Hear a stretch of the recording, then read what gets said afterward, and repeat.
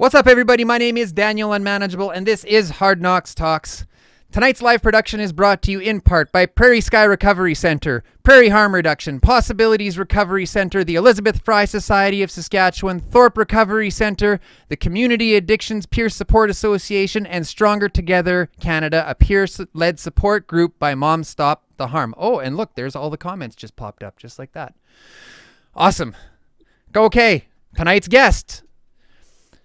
Let's see. Tonight's guest, Saskatchewan Union of Nurses President Tracey Story, is here to talk to us about the overdose crisis that's happening right under our noses and what she is doing in her position of power to make a difference. And we are going to meet her right after this.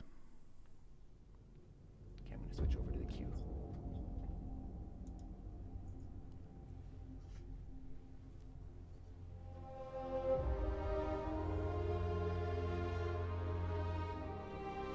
I spent 23 years living in addiction. 16 of those years, I worked as a Red Seal tradesperson in Saskatchewan and Northern Alberta. During that time, I made many mistakes and took more than a few hard knocks. I went from tradesman to business owner to hiding from gang members and dumpster diving. But with that lived experience, I've decided to try and make a change. I've dedicated my life to raising awareness and promoting change in the fields of substance use and psychological health and safety. So join me and my guests as we take off the blinders around mental health in our communities and at work and shine a light on what's working and what's not working in the fields of mental health and occupational health and safety. I'm Daniel Unmanageable, and I'll be your host, and this is Hard Knox Talks.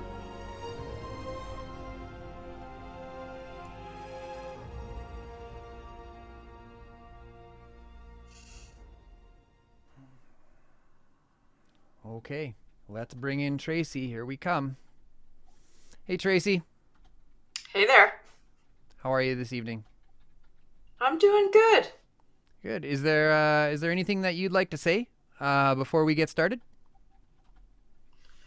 Well, I'm absolutely thrilled to be here. This is a first for me to be on a Facebook Live, and I'm just so blessed that you and I have been able to meet. I think that it was meant to be that we were able to gather together tonight. I'm really excited, and it's just feels like a relief to finally be able to have a more public conversation around harm reduction and what we need to do there, because it really is the next step. You know, as the leader of SUN and with the board of directors, it really is our next step. We're putting our walking the walk. Now we got to talk the talk, and it is the next step of things that we need to discuss. So I'm really happy to be here and looking forward to the next hour or so of our talking. And I hope that it has an impact for some people.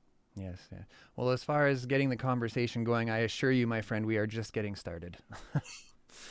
So, thank you for the kind words. So why don't you tell us, why do you do what you do? How did you get here? Well, my son, our son, my husband and I have two boys. They're both grown men now. Mm-hmm. And our youngest is a recovering addict. His drug of choice was OxyContin, and he would inject it. And he did that for a lot of years, longer than I or both of us actually knew. And he would start and stop and start and stop because he was so full of guilt and shame of being an addict.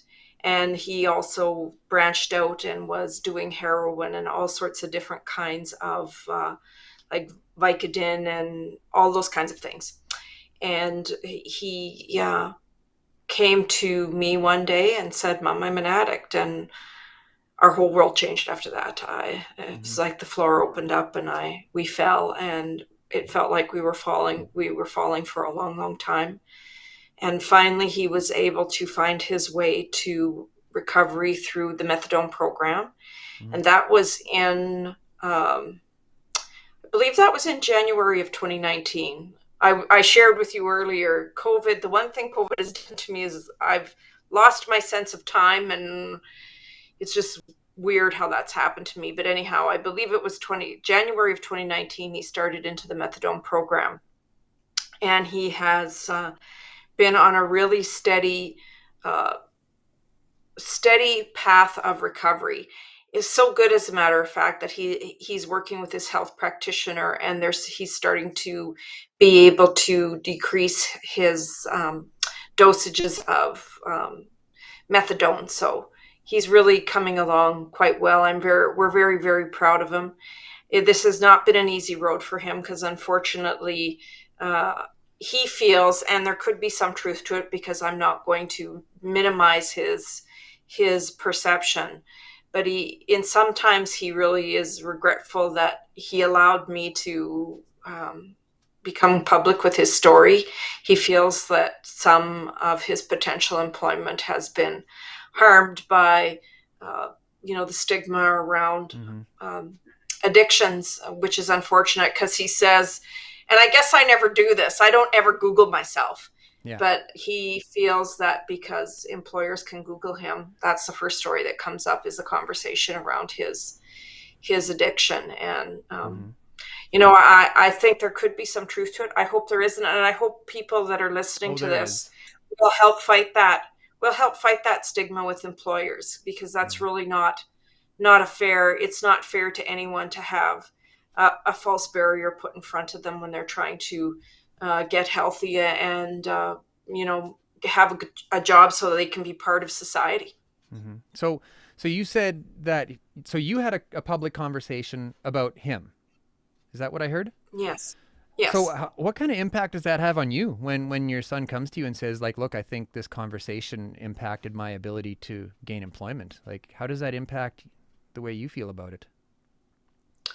Well, I felt pretty guilty when he was feeling this way. And so I said to him, that's actually going to have a little bit of the opposite effect of what you might think. It's going to make me want to talk about it even more. Because frankly, I think the more we talk about it, the more we kick, as Bruce Coburn said, kick at the darkness till it bleeds daylight, because we can't allow our loved ones who are in recovery to have these barriers put in front of them from people that don't even know them, that haven't even given them a chance. All they've done is Googled their name and saw that they have a disease. I mean, would they refuse to have them come work for them if that disease was diabetes? Same thing.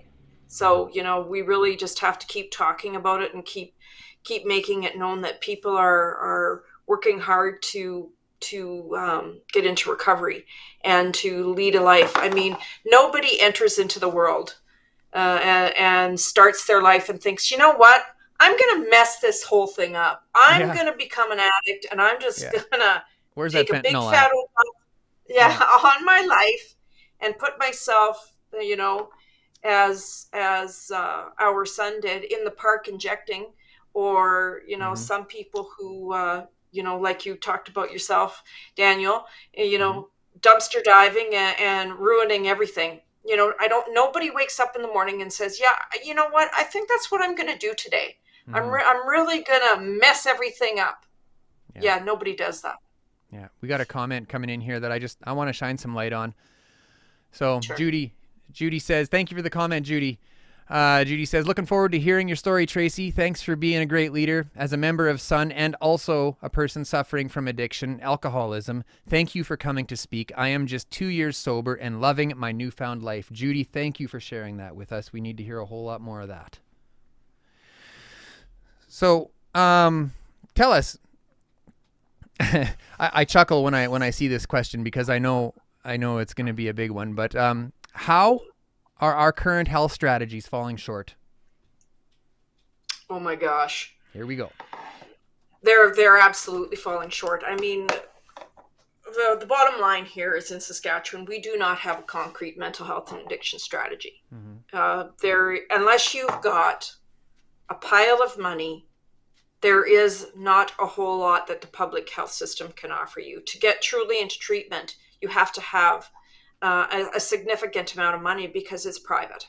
And there are some public things that very good people are trying to get going forward, but frankly, who hears of them? How are they actually communicated to the public? Like, we heard there is all of these things happening for mental health and addictions, but yet so many people go into the emergency rooms. I think of the city of Saskatoon, where you're at. And I know that in Mm-hmm. St. Paul's Hospital, we've done a public relations campaign on mental health and addictions, and our members that work in St. Paul's in the emergency room, on any given weekend, there's a number of overdoses coming in. I mean, even this is even happening through COVID. I mean, COVID Yeah. did not stop the crisis in mental health and addictions to continue to spiral out of control. I mean, 2021, we had the highest rate of overdose deaths that we've ever had on record. Yeah. And 2022 is not showing us anything different. Yeah. No, COVID just threw gas on the fire as far as I'm concerned. It sure did. It took away people's ability to have the support from the families that we have become quite close with. We heard, people, all they could do was meet on Zoom, and not everybody has the ability to meet on Zoom. Mm-hmm. They don't have the ability to have internet. They don't have the device to get them onto the internet or the ability to pay for it. Yeah. And, during the first part of COVID, libraries were shut down, everything was closed. So even to get to that ability to go to a library and try to get into a meeting, do it with a headset on, so it's, privacy is maintained and those kinds of things. Mm-hmm. But it really caused people who were starting to see themselves in recovery, it unfortunately really caused a lot of people to spiral back down. And as we know, with addiction, you don't start from the start again. You start from where you left off, and sometimes you do the double down kind of thing. So it has been quite tragic what we've seen, and we know that if there was a concrete mental health and addiction strategy in this province that was properly funded, that actually was there to help people, we wouldn't see our emergency rooms full of Mm-hmm. people coming in who are overdosing, who are incredibly high on methamphetamines, which is such a scourge right now across the prairies. It really is a tough thing. If we wouldn't be saying that, people would have access to the proper mental health the treatments that they need, because we know it doesn't take a rocket scientist to know that if your mental health goes untreated, you've got to do something to try to calm the demons in your heart and your mind. Yeah. And that's when people have no other choice but to turn to drugs and alcohol to try to ease the demons in their hearts and their minds. Mm-hmm. I've heard people say in the past, and I don't condone this way of thinking. I'm not saying this is what people should do, but I have heard people say in the past, there was a time that heroin saved my life. Talking about the demons that are in your soul and in your heart, and when there's nowhere else to turn, I have heard a lot of people say that, there was a time in my life where I probably would have jumped off a bridge had I not had that, because that's all that was left for me. And there, but for the grace of God, go every single one of us. I'm the last person who would ever judge someone who is just trying to put one foot in front of the other. Yeah. And maybe that might be a real screwed up way to think about it. But the fact of the matter is that I'm not in their shoes, and I don't know. And, I should never judge how someone else tries to get through the day. As a mom of an addict, as a registered nurse, as an aunt of someone who is spiraling the drain because of a terrible addiction to crystal meth. Mm-hmm. The last thing that I'm going to do is judge how they are trying to manage, because really what we need to do as a society is open our hearts and our minds to harm reduction and what that needs to look like in this province. Mm-hmm. So do you think stigma is a factor in the government not funding our community-based organizations? Oh, without a doubt. Yeah, I don't even have to think twice on that one. Definitely. I mean, the ideology is pretty clear. It is, pull yourself up by your bootstraps and smarten up. I mean, just don't do it. There is no time for it. If there was, we would see some really dedicated action. I know that we've seen, different little political advertisements from the leadership of this province talking about how much they actually invest into mental health and addictions. But the fact is that if you need to go into treatment for any length of time, you have to have the money to do it. Yeah. The treatment centers that are here in Saskatchewan, you pay for. There isn't any length where you're actually in-house that is that you get to do for nothing, that is in the public sphere. And it's very difficult for families. I mean, we know that some of the private places, you're looking at $9,000 a month. That's on the low There isn't, side. well, and there isn't a lot of families who can afford that. And I know from Yeah. our experience, in our family, the addiction it drained us. It financially virtually ruined us, because we did everything we could to keep him housed, fed, and moving forward.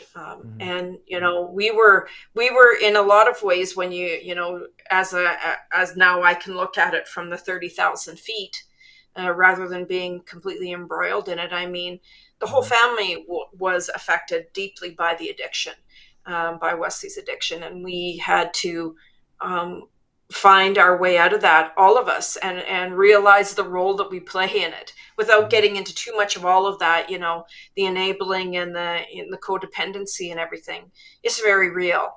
And so when we talk about treatment in this province for mental health and addictions, it's not just the addict that requires treatment and help. The entire family, the ripple effect, needs to be all treated together. You cannot silo what needs to happen. And to get any sort of counseling too, that also is, you have to pay for that, unless you've got a really good employment family assistance program, and then it's only for a very small amount of time. So there's many things that we need to be looking at, and it is I'm so proud of Jason McCurdy and his team, and all the hard work they've done around prairie harm reduction. I just think about when Wesley was actively using it, and he was in the city park, and like, there wasn't a prairie harm reduction. There wasn't a place for him to go. And had he been able to go someplace and be safe, when he was using, and someone there who that might not have happened on the first, second, third, 10th, or 150th time he went there, but there was always that great chance of whomever was there having the conversation to convince him, today's the day. And if he did something that was going to harm him, that they were there to help him. Yeah. So what does that feel like as a parent when your child is out there actively using, lost in this mental health disorder, and you say to your government, I just want my child to be safe, and the government says no? Well, there's a myriad of things that happen.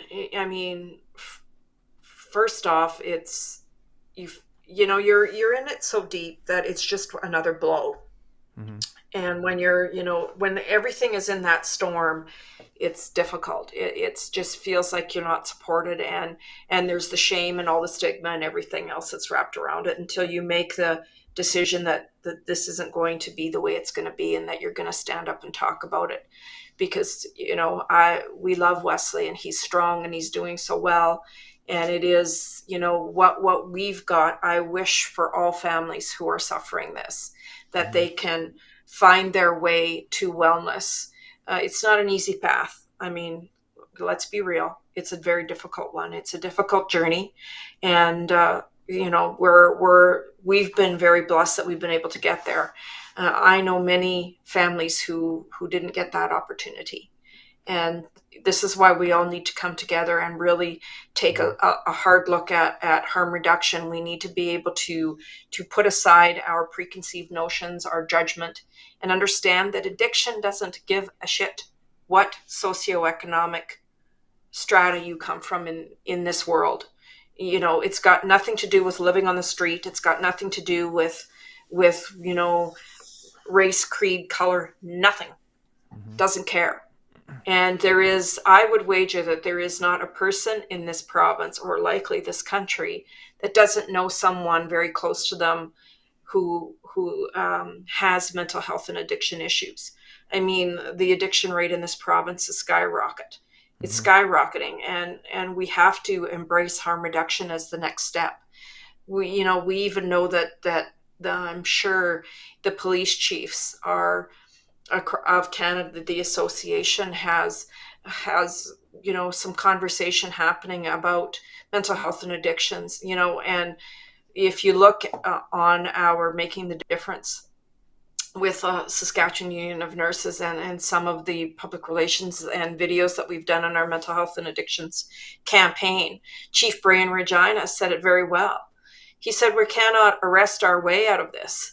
We cannot jail our way out of this. Yeah. We have to be open to all of the aspects that can help with treatment, and absolutely safe consumption sites is it. And I know, just even from talking to a really good friend of mine, her and I were out walking, and she just cannot, at this point in time, wrap her head around how is it possible that we can allow people to go and sit in a place and consume drugs. And I said, well, I'd much rather have someone come and consume drugs safely and get that opportunity to have that connection with someone who was going to help them lay their addiction down and start their journey towards freedom, towards treatment. And not even necessarily to like be pushing it on, like when here's my No. my vision, like when I if I were to walk into a safe consumption site, I do not want to see posters on the wall promoting abstinence or promoting, like I don't want to see pamphlets. I don't want to see any of that, but I do want to see someone there that's trained to help me if I choose. Like if I'm in a bad moment and I'm like, man, I can't live this way anymore, someone's there right now with resources. Right. You know what I mean? Because as well, I know maybe a little bit better than you, but when I was in my addiction, if someone said, you got to stop, I'd be like hell I do, This has to be something that's found on our own accord. Oh, absolutely. And it's got to be judgment free. And I feel PHR does that. Like there is, it's not preachy town. It is meeting people where they're at. And it's meeting people with positive intention, with the greatest of generosity, and without judgment. As I said, there for the grace of God go every single one of us. And it is, many people that I've talked to who are on the other side of their addiction for today have said it was that, that person that sat down with me and said, how are you doing today? Do you feel like having a talk? There's some things that I could share with you today that might help you, feel a bit better. And, the people in the safe consumption sites that never give up.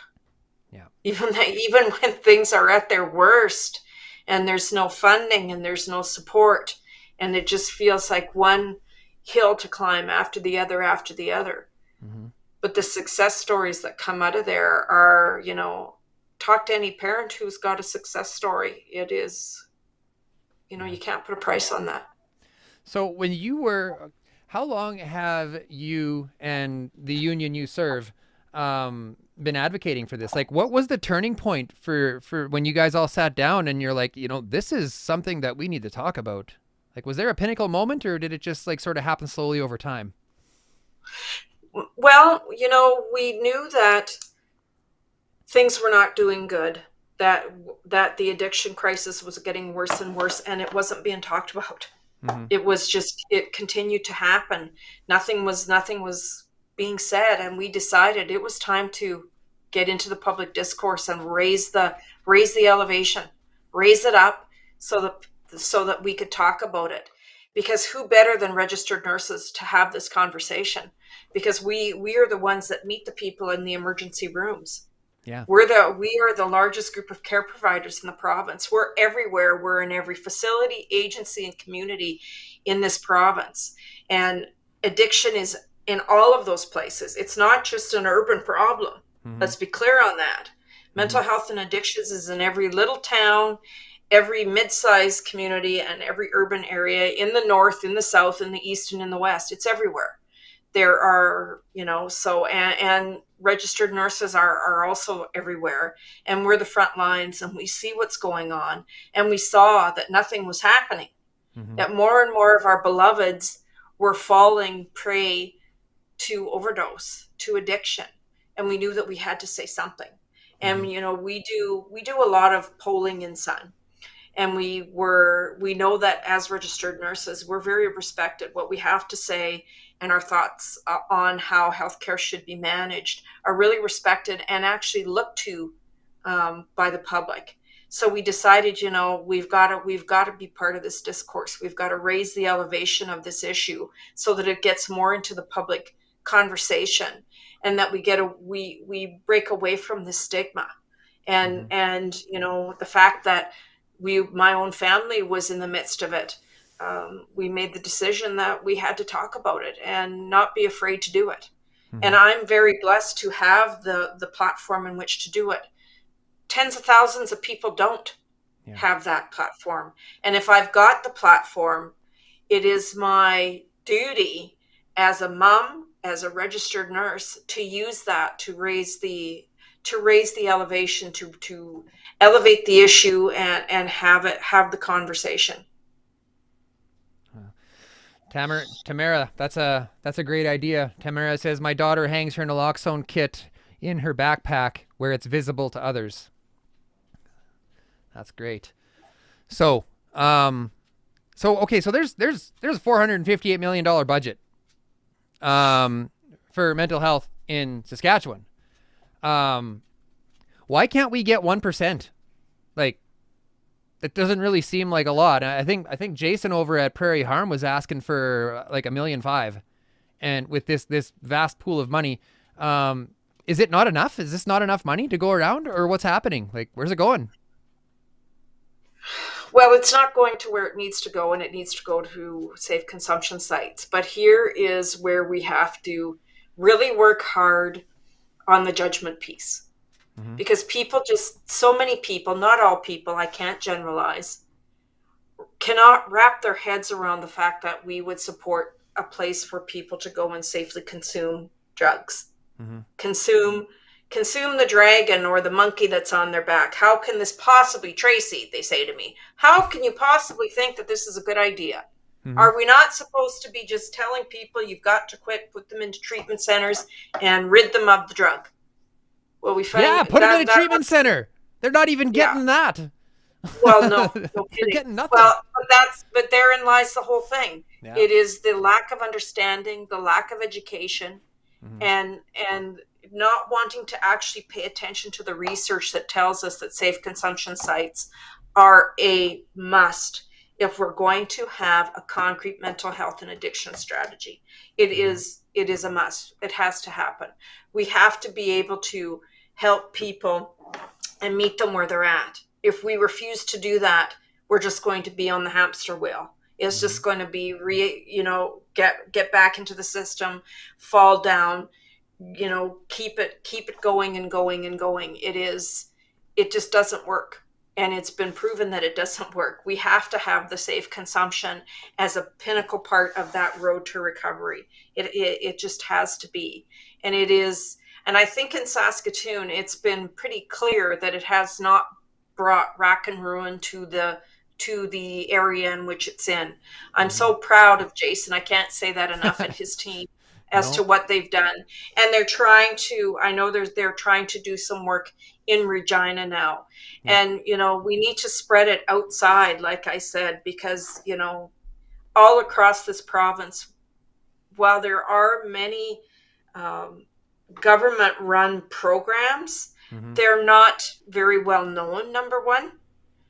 And they don't go quite far enough. And there is just not a straight trajectory that happens where someone can say, I need help, and then have that help follow them all the way. Because at one of those points, you're going to have to be able to pull out the checkbook and pay for someone to be able to go into a long-term treatment.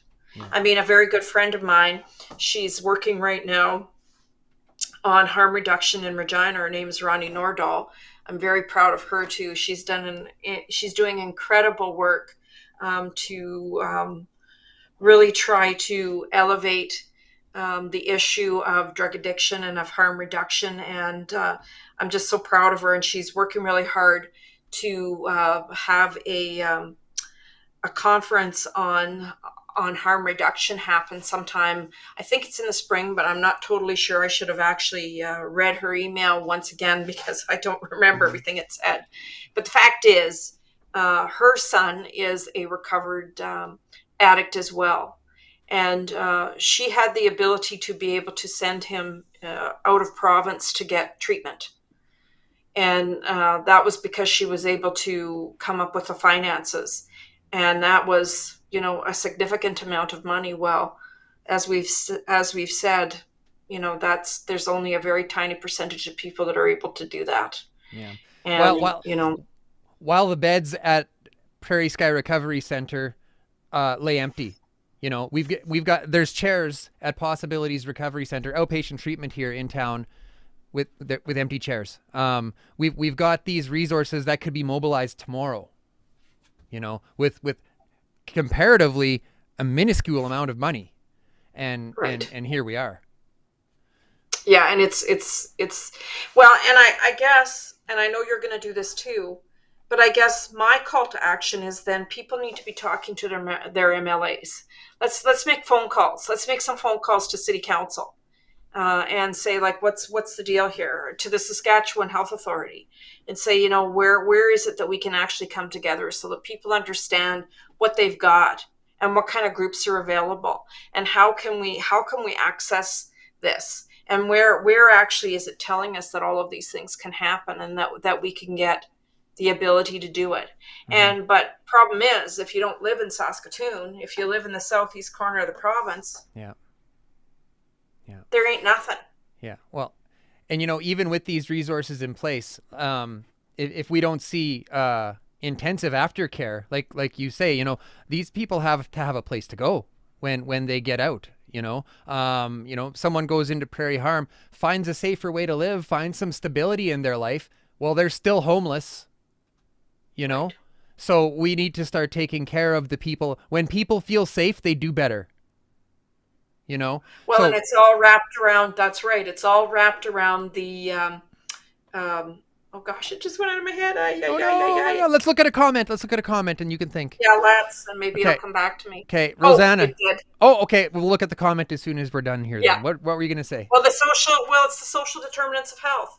If people have a home, safe housing, stable housing, if they have the ability to access employment, if they have food security, and an ability to have education. If these things are in place, then people feel like they're actually contributing to society, because everybody wants to. Doesn't matter who you are. They want to contribute and live a good life where they feel like they are doing what they need to do to be healthy and happy. A while ago, I had Rob Tenge from the Newley Institute in Calgary on here. He's a doctor in addiction medicine, and he said, without a doubt, the best cure, and he uses the term cure in a relative sense, for addiction is to find fulfillment in your life. And it's real tough to find fulfillment in your life if there's no help. We can't do this alone. Right, if there's no hope. So, that's but before we move on, I want to look at a comment here from Rosanna. She makes a good point. And Rosanna says, thanks for the comment. She says, education is where funding monies go to. We are educated on the impact of drugs. Time to put the support for a change. Safe consumption sites, treatment that doesn't cost all your life savings, house, and life. Yeah. See truth to that? Oh, absolutely. Yes. I might have butchered that. I'm sorry. Sometimes I don't read the comments very well. But we get it. It is about education. It's about educating the public on how important safe consumption sites are, and how important access is, and how important a concrete mental health and addiction strategy is. I think what Rosanna was saying, though, is like we're educated that drugs are bad. Money is spent teaching us that drugs are bad, but it could be, you know what I'm saying? But it could be spent like that old '80s commercial campaign. This is your brain on drugs. that whole thing. They spend so much money raising awareness on how bad drugs are, but they don't spend any money educating people on the solution. You think there's truth to that? Well, absolutely, and they don't want to admit that a good majority of people are actually going to dabble, and some of them are going to get out of it, and lots aren't. Yeah. So there's little to no reality into those kinds of conversations. There needs to be real conversations about truly what's happening in our world today, not the airy fairy junk. Yeah, are drugs bad for you? Yes, they are, but I mean, how's that going to help us out of the problem that we're in now? It's not. Yeah, we're still going to do them. Yeah. In fact, that might make me like, if I was a teenager and someone said don't do drugs, like, you better believe the first thing I'm going to do is go find me some drugs. Well, and I mean, that's going to do absolutely nothing to dig us out of the problem that we're in. Nope. Anybody right now, right this very second, that's getting high, doesn't do it because they want to. They do it because they are addicted. They didn't, and as I said earlier, they didn't wake up in the morning to say, you know what, I'm absolutely going to mess my life up today. Mm-hmm. Yeah, they didn't start out saying that. So, saying drugs are bad, yeah, well, okay. Yeah. Yeah. But that does not get us to where we need to be. Yeah. So we know that AIDS and addiction has ravaged our Indigenous communities, but we are definitely seeing these in different demographics, aren't we? Oh, absolutely. I mean, at one point, we had an 800% increase in HIV infection rates in this province. That was pre-COVID. I can't imagine what they are now. I mean, we have such trouble getting statistics, but the First Nations community, the Indigenous community in Saskatchewan really has been ravaged with AIDS, with drug addiction.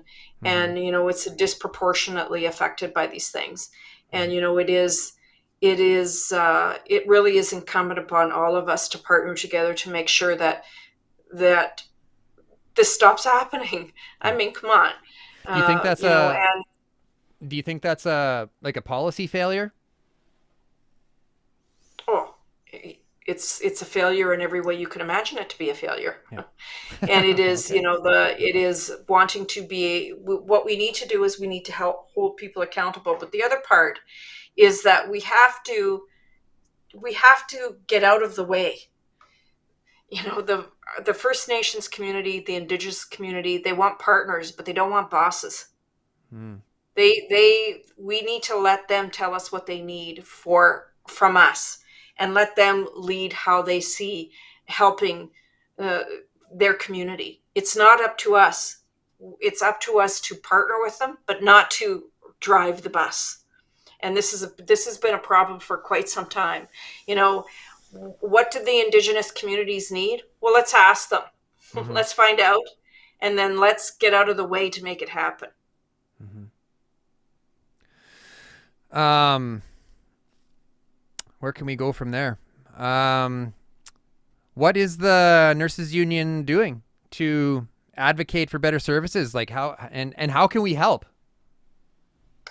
Well, we are doing our level best to have conversations with all sorts of stakeholders. We have our public relations campaign that has done incredibly well.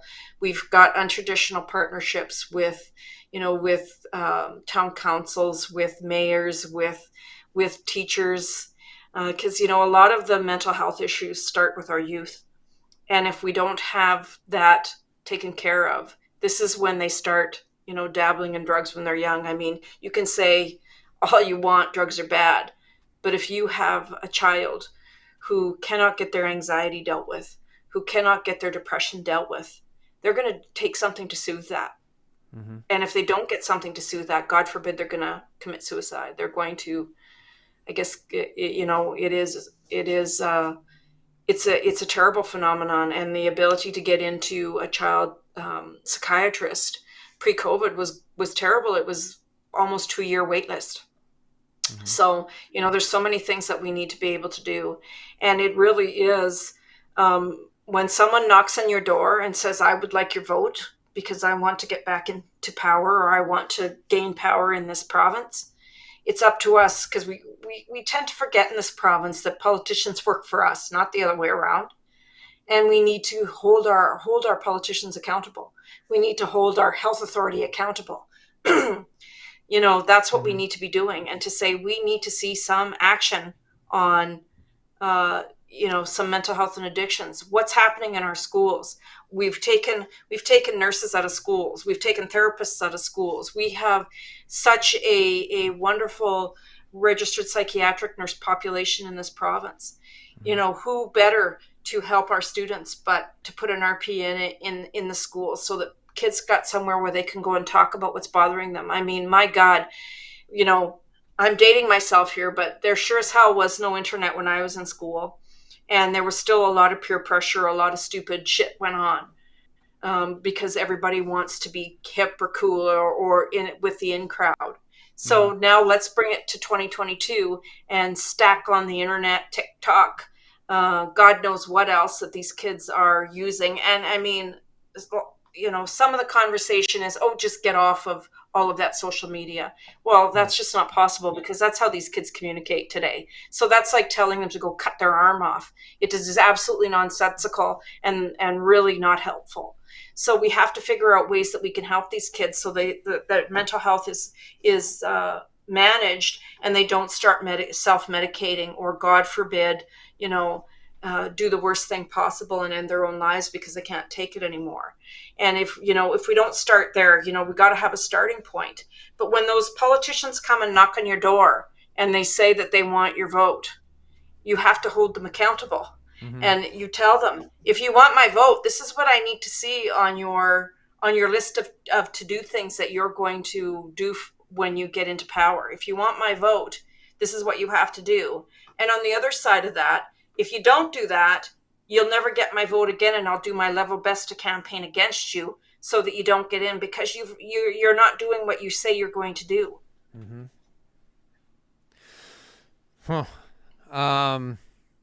Okay. Well, let's go into the viewer's voice. We've got a couple of comments here, and we'll chat some more.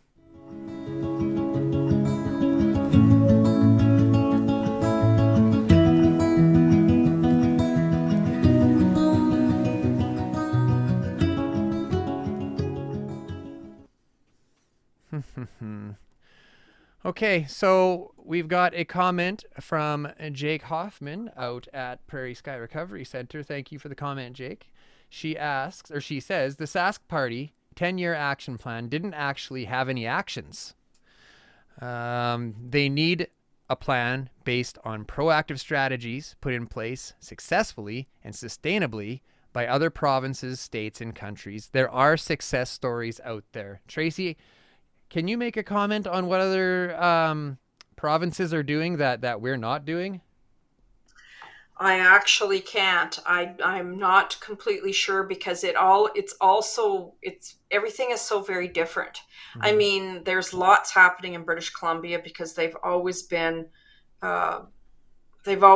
a broader view on mental health and addictions. But I really can't comment on what's happening in other provinces because I'm really not that. I concentrate on what's happening here, and I really haven't looked across to see what other places are doing. But I can tell you what I do know is there's no place that's doing anything perfectly, and it is really, really what we need to be doing is making it affordable. Is putting treatment into the public coffers. This is what we need to have happen so that it's available to anybody. You don't have to have a ton of money to be able to put your loved one into treatment that they require. And to have that concrete mental health and addiction strategy is really what needs to happen in this province. We can't continue to talk about it.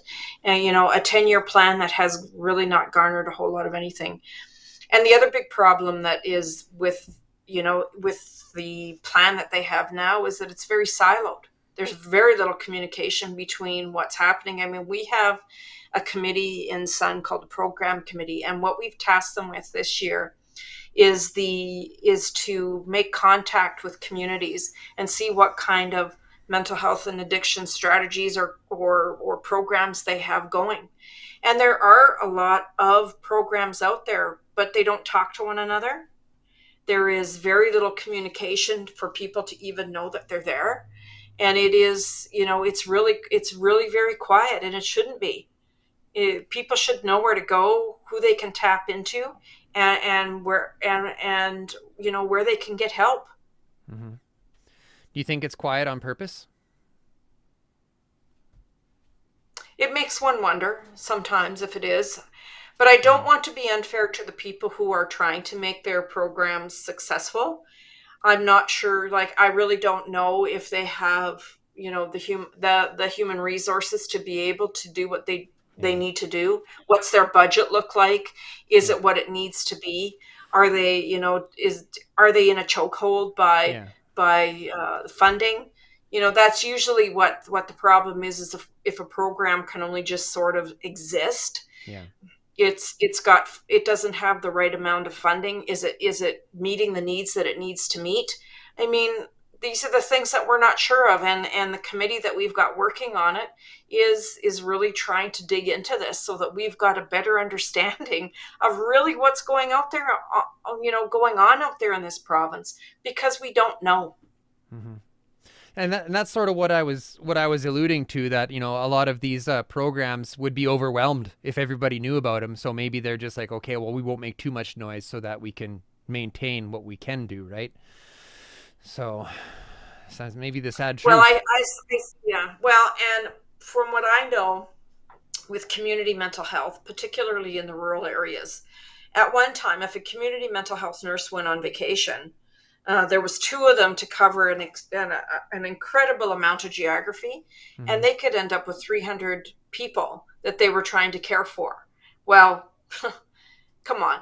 It's mm-hmm. not humanly possible, and someone's always going to fall through the cracks. And this is what we see happening with underfunding of programs, and the siloing of programs. It's just not the right thing to do. Explain to us, because some may not know, what is siloing? What do you mean when you say siloing? It means that they are just in their own little world, and there's no communication out. So we don't know what's happening with them. Everything's very internal. It's a real healthcare term, to be honest with you. Mm-hmm. It means that one area is not talking with another. And if they actually would put the barriers down and talk to one another, they could get 10 times the amount of success rate in what they're trying to do. And they're not. They're just it's like radio silence. They're in their own little world. They've got their heads down, and they're navel gazing rather than lifting their heads up and seeing what's around them and making this great network of communication and making sure that program X knows what program Y is doing and can help program Z accomplish whatever it is they need to accomplish. That's not happening. And that actually is a symptom of the entire healthcare system in this province. Very, very siloed. Programs don't communicate well, if at all, with one another. And it really is one of the biggest systemic downfalls we have in Saskatchewan in our healthcare system. I've got a comment coming in here from Susan. Susan, thank you for the question. Actually, Susan asks, what is Sun doing to support its own members in known addiction? Well, to be honest, that is a privacy issue. And the only thing that we can do is in the confines of the collective bargaining agreement. And we have to make sure that the person who is having an issue, all of their rights and privileges under the collective bargaining agreement are dealt with properly, that they get proper process. And it's up to the employer to help them find their way to an EFAP, family assistance programs and those kinds of things. We only hear about someone if they actually end up in an issue with their employer, we can help them. And we also have a legal assistance fund, because most of the time, if someone finds their way to discipline action from the employer because of their addiction, and oftentimes that ends up being because something has happened in the workplace and they've been reported, they find that they're also going to be in front of our professional association, right? And that's changed its name. It's the College of Registered Nurses of Saskatchewan, CRNS. We are able to fund them up to $5,000 for legal assistance to be able to help them with whatever is going to happen with the potential reporting to our regulatory body. Yeah. So I don't know if you're going to be able to answer this, and you can just be like, I ain't talking about that. But are you? Yeah, I'm a safety guy, so I know a thing or two about policy and talking about it. Sure. So are you seeing a lot of employers that aren't complying with, like, they're not giving their employees the help they need when they reach out? See, we don't get to have that kind of level of information of people because it is a privacy thing. Okay. So the only time that we would have any sort of, like I said, is if they ended up in a disciplinary action with the employer. And that's when Sun is allowed to enter into the situation. We have not, in my awareness, had a member approach us to say, I didn't get what I needed from the employer with my addiction. Oh. That rarely happens. Well, because it is a privacy issue, that it comes to us through the collective bargaining agreement and labor relations is how it gets to us. Okay. Well, we got another comment coming in here. Oh, it moved right when Todd says, decriminalize drugs. The money saved in policing would be enough to treat people. Do you agree? I think that there is a lot of research and evidence that's starting to support that. And I know that the police chiefs, again, after having conversation with Chief Brian Regina, that there's more and more thought on decriminalizing and really digging into that, because there's other countries that have started to do it and they're seeing some success with it. I think that it is definitely something that we have to talk about. We can't be afraid to talk about all of the things that we could see ourselves towards a healthier population for people who have, the propensity to addiction or the propensity for mental health. We can't be afraid to explore all options and see how it is that this can make a better society and give people the opportunity to be well and to contribute and to just live a good, healthy life. We've got another comment coming in here, or another question, and you may have kind of answered it already, but we're going to have a look at it anyways. Sure. Claudia, thanks for the question. Claudia asks, does Sun ever assist with funding of treatment or for members or opening pathways to funding? We do not assist with funding for treatment. No, because you got to understand that we have legislation that guides what we are and what we do. We are there for our members in their workplace, and we keep their workplace so that they are treated fairly in the workplace. So we actually have some pretty strict legislation that puts us in a not in a box, but that's just how it is. But we certainly talk about it. We have no problem talking about it. This is why we have our mental health and addictions campaign going. But right down to helping fund our members get treatment, that's not part of our constitution, bylaws, and policies. Mm-hmm. That isn't what we do by legislation. Got another comment here. They're starting to slow down. John says, thanks for the comment, John. Federal, provincial, and municipal governments have to be told. Most battling addictions don't have 10 years for their plans to unfold. We need today plans. Tomorrow is too late. There is no 10-year plan. They just have to say it to get a vote. John, you are correct, I would think. Yeah, there's nothing to add to that. Nope. I think that is a complete sentence. On the head. There is a period at the end of that sentence. There is. Okay, Tracy. Is there anything else that you'd like to talk about before we let you go? Is there anything that you'd like to leave us with tonight?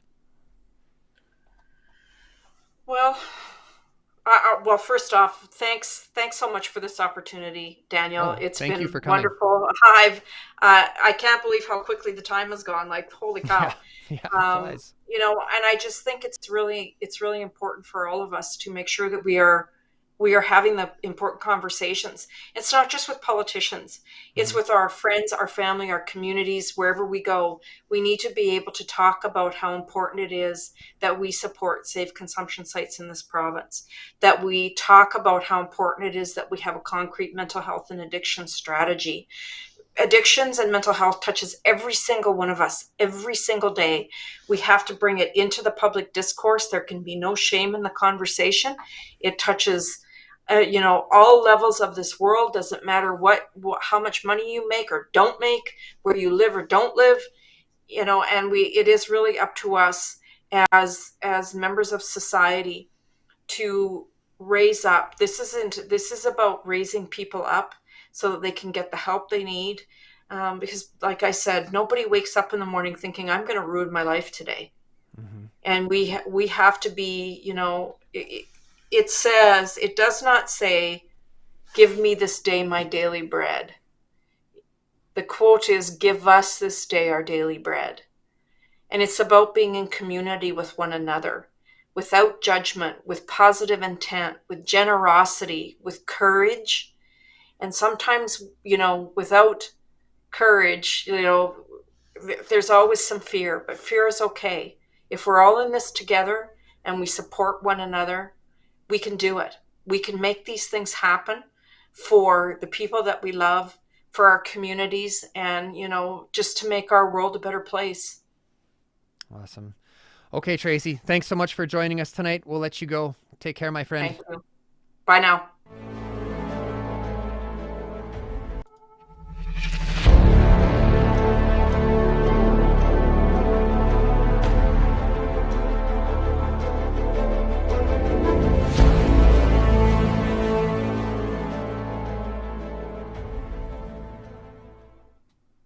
Okay, don't forget to stick around after the credits roll. We're going to spin that wheel. There is power in numbers.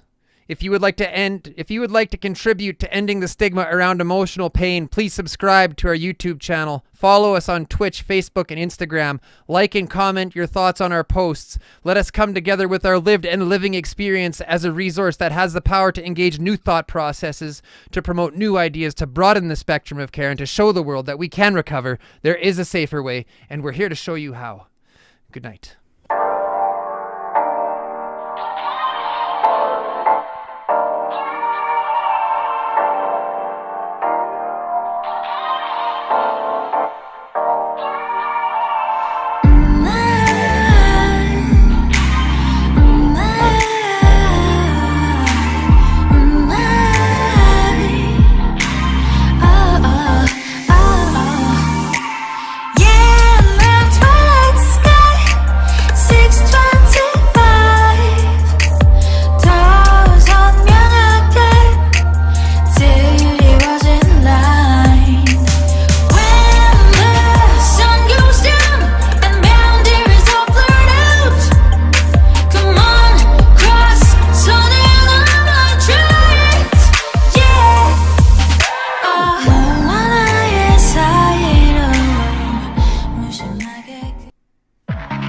Okay, here we go. We've got some more names to put on the wheel too. We've got Susan.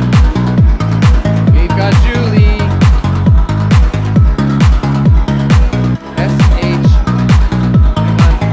S-H-A-W-N. That's it. Okay, so what's going to happen here? If you win tonight, you reach out to us. You come to the Hard Knox Talks page. You go to the inbox. You say, hey, I'm the person that won this shirt, and we will give you a code that will be for one free t-shirt. So you go to our website, you pick out what you want, and you buy it. It's free. Buying is a relative term, I suppose. If you're out of town, we are going to have to send it to you. So it's going to ask you for shipping. Let us know. We'll take care of it. If you're out of town, let us know you're from out of town, and we'll handle it. So I hope those were good instructions. If they're not, then I'll do better next time. Here we go.